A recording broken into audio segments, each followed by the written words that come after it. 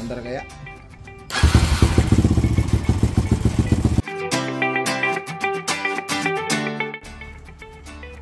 So ito na yung nagawa kong bracket para dito. Binawasan ko na yan, babawasan ko pa. Kaya binawasan ko na para walang magiging problema.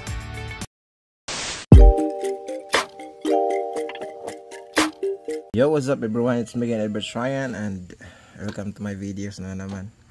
So in this video, iti-test natin yung napanood ko na vlog na yung KLX 150 is nilagyan nila ng starter motor ng Motorstar or Skygo.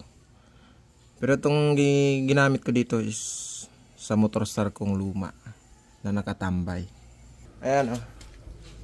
Tinanggalan ko siya ng starter motor. Hindi ko nga alam kung gagana pa or hindi na. Basta ang purpose ko lang is ma-try ko.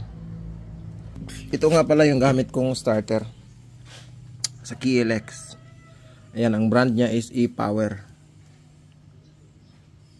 Mahina pa rin. Pag start mo na kasi naka 63 na tong ano ko, yung bore. Pag start ko niyan, pag ginasan mo ng konti, hindi siya nagtutuloy ng start. Ibalik mo yung konti yung gas, yung accelerator, saka siya tutuloy mag-start. Kaya napaisip ako na baka pwede yung ano ko, yung starter motor ng Motorstar, since wala namang gamit na yun kasi nakatambay na. So ang kunting modification lang, madali lang modification ito kasi ito lang oh, bracket lang dito. At saka yung sa carburetor, yung drain nun, lagayan ng hose sa drain. Yun, bawasan mo lang yun kasi ano dito. Yan, tumatama. So ito na yung nagawa kong bracket para dito. Ayun oh, ganito siya. Ganito ko yan ilalagay. Ayan. Ayan. Kakabit ko lang to dyan.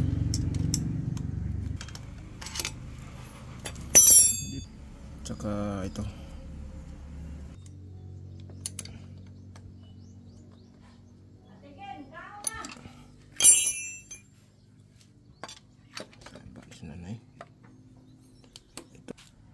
Tsaka itong isa, itong isang bakanting ano dito, kabitan.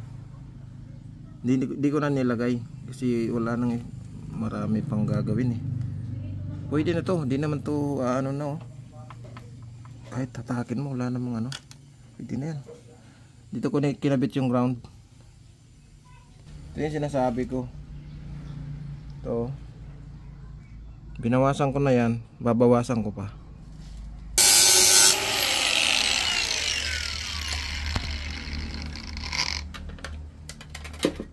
Pwede mo namang di bawasan yan kaso yung carb mo is tabingi. So yung kabit na natin. Yan. Tanyo dito. Yan o. Hindi ba nakikita? Yan, mag-focus. Ayan. Yan lang yung problema niya. Yung nakasandal dyan. Eh kung hindi ko yung binawasan, tabingi ito kung makaganyan. No? Kaya binawasan ko na para walang magiging problema. Try na natin. Start. Andar kaya?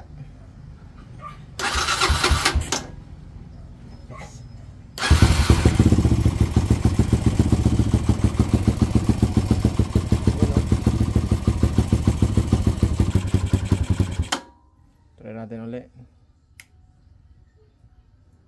Hindi tayo magto-throttle. Yan o.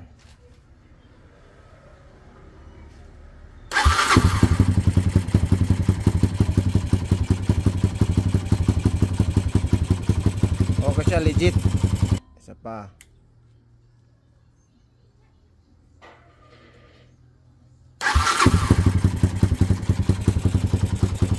Legit mga par.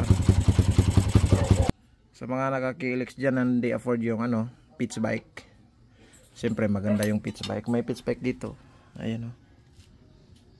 Malakas din yon.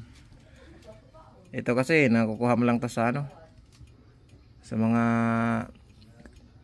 mga China bike. Mura yan, pinakamataas siguro 900.